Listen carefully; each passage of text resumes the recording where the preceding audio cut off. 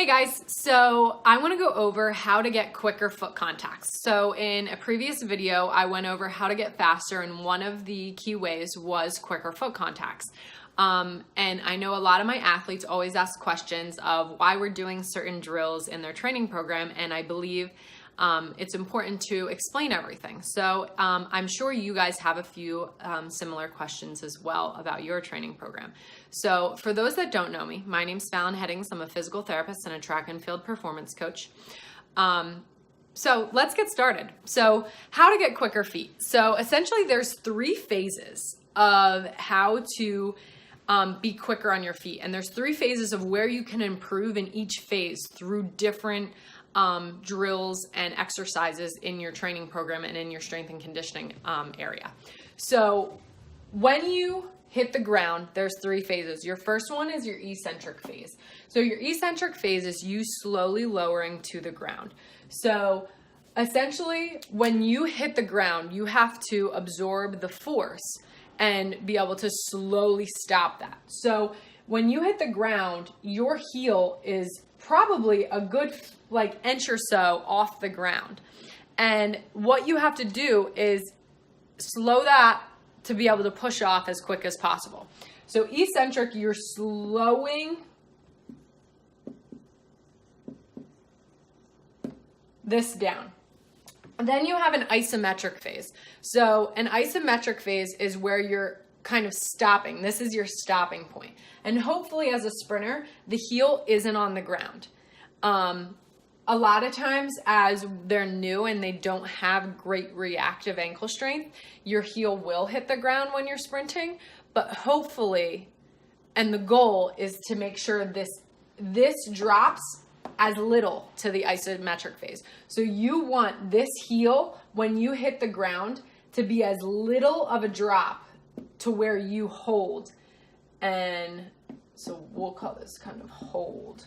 So the isometric phase is it's a millisecond of a hold to then when you go into the 3rd phase, which is your concentric, where you're pushing back off to your next step. So this is where you're powering up and the heel is then again leaving the ground. So power. Okay, so these are your 3 phases and where you can strengthen your ankle complex to essentially lose less energy through each foot contact, making them quicker and making you faster.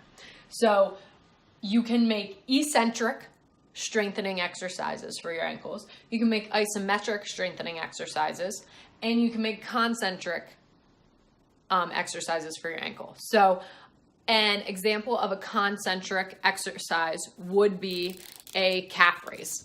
Okay, so I'll write that calf raise would be an example of a concentric. An example of an isometric strengthening exercise would just be walking on your toes. So toe walks.